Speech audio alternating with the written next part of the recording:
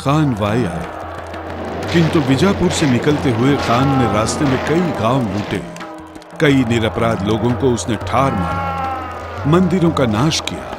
उसके बाद ही वो वाई पहुंचा। खान के द्वारा फैलाए गए अत्याचार की बातें शिवाजी महाराज के कानों तक पहुंची।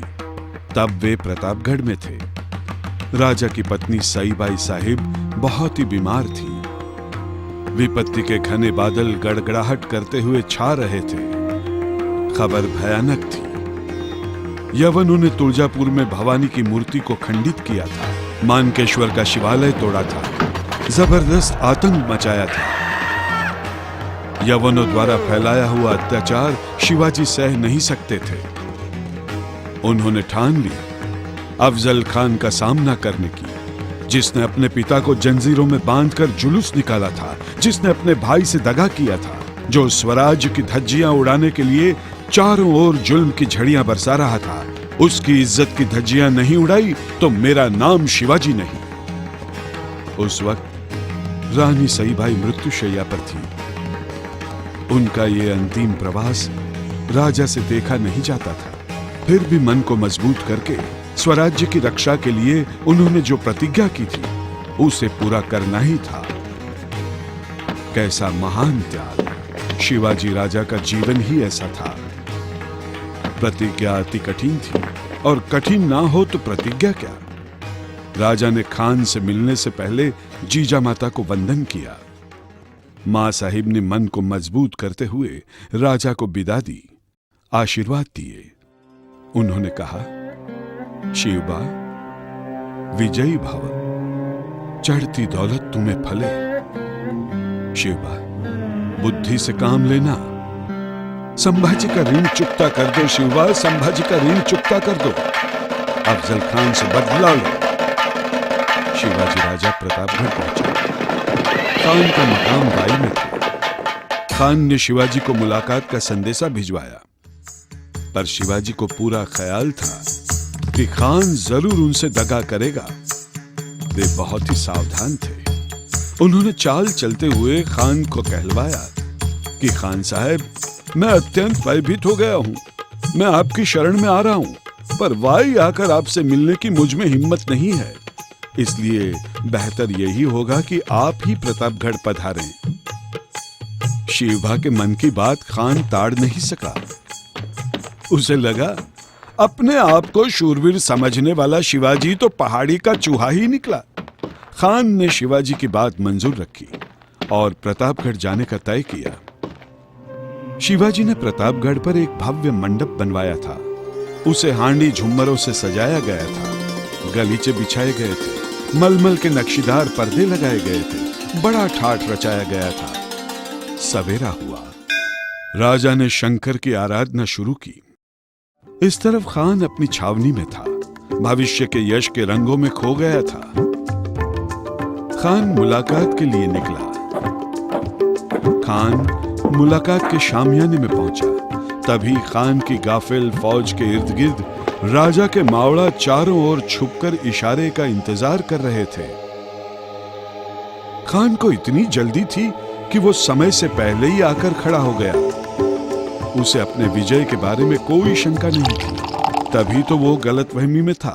शिवाजी महाराज ने बख्तर धारण किया, उस पर वस्त्र धारण किए, सर पर फौलादी शिरछत्र चढ़ाया और उस पर हमेश की तरह पगड़ी बांध ली, बागनख, बिच्छुआ और तलवार ली।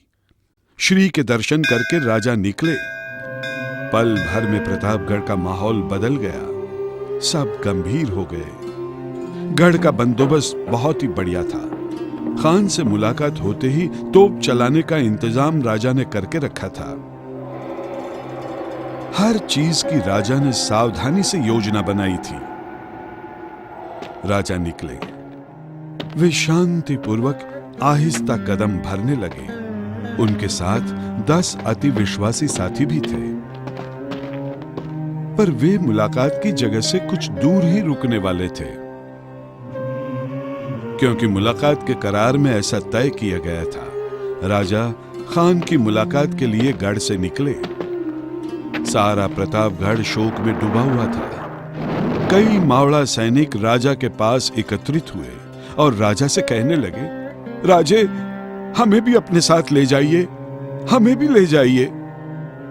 इन सब के प्रेम से राजा परिचित थे। उतने ही प्रेम से राजा ने कहा, मेरे साथ चलने के बजाय तुम सब गढ़ की रक्षा करना। मेरे भाइयों, संभाजी राजा का ख्याल रखना, स्वराज्य की रक्षा करना, शाहजी महाराज को मेरा मुजरा पेश करना। ऐसा कहते हुए राजा निकल पड़े, किंतु रास्ते में ही खान शामियाना लगा के बैठा था, पर उसने सैयद बंडा नाम के वीर जवान को अपने साथ रखा था।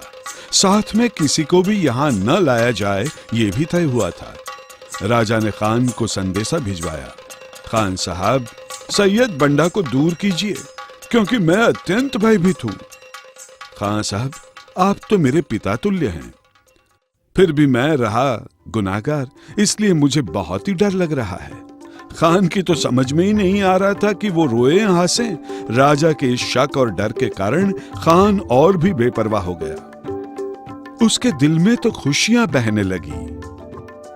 अब इस बागी शिवा को आसानी से पकड़ सकेंगे, ऐसा वो सोचने लगा। उसने तुरंत ही सैयद बंडा को बाहर जाने का हुक्म दिया। राजा शामियाने में पधारे। तभी खान जरा आगे बढ़ा। उसका चौड़ा सीना देखकर यमदूत की भी धड़कनें तेज हो जाएं, पर शिवाजी राजा शांत थे। टिकटिकी लगाए खान की ओर देख रहे थे।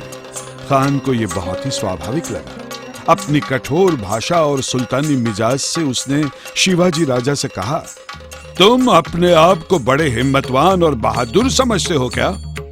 बेअदबी से गलत रास्ते पर क्यों जा रहे हो? बादशाह आदि आदिल शाह, बादशाह कुतुब शाह और मुगल बादशाह के हुक्म को ठुकराकर तुम बेलगाम बर्ताव क्यों कर रहे हो? तुम्हारा अहंकार तोड़कर तुम्हें पाठ सिखाने ही मैं यहां आया हूं। तुम्हारे सभी किले मेरे हवाले करके मेरी शरण में आ जाओ। अपना घमंड छोड़कर इस अफजल खान से मिलो। आओ शिवा, आओ, ऐसे डरो मत मुझसे, आओ मेरी बाहों में आ जाओ। बोलते बोलते आलिंगन देने के लिए खान ने अपनी बाहें फैलाई। वो अपनी बाहों में शिवाजी राजा को, स्वराज्य को, मां साहब के पुत्र सुख को और सह्याद्री के दिल को कुचल डालना चाहता था। खान ने पूरी ताकत से आलिंगन दिया। महाकाय खान के सामने राजा बच्चे से लग रहे थे। राजा का मस्तक खान के कंधे तक पहुंच रहा था। अचानक खान ने राजा का सर दबाया। कुछ समझ में आए उसके पहले ही खान ने अपनी कटार निकाली और जोर से उसने वो कटार राजा के पेट में घुसेड़ दी। राजा को कोई असर नहीं पहुंचा, क्योंकि अंदर बख्तर पहना हुआ था। अब खान को राजा की चाल समझ में आई। उसने राजा का गला दबाया, पर खान को जरा सा भी समय न देते हुए राजा ने बड़ी फुर्ती से बिछुआ के दांत खान के पेट में घुसेड़ दिए। खान की अंतड़ियां पेट चीरकर बाहर आ गई। वो जोरों से चीख उठा, या अल्लाह, दगा दगा हुआ है, लहू लहू, दुश्मन ने मेरा कत्ल किया है, मेरा कत्ल किया, पकड़ो उसे, पकड़ो, काट डालो। अपने पेट के जख्म को दोनों हाथों से दबाता हुआ खान चिल्ला रहा था। खान शामियाने से बाहर आया। उसके आदमी तेजी से पालकी लेकर आए। कैसे वैसे खान पालकी पर चढ़ गया। तभी सैयद बंडा शामियाने में आया। उसने राजा पर वार करने के लिए अपनी तलवार उठाई। ये देखते राजा का अंगरक्षक जीवा महाल भाग कर आया। बंडा वार करने ही वाला था, तभी जीवा ने बंडा को ठार मारा। अरे था जीवा तो बचे शिवा, अरे था जीवा तो बचे शिवा।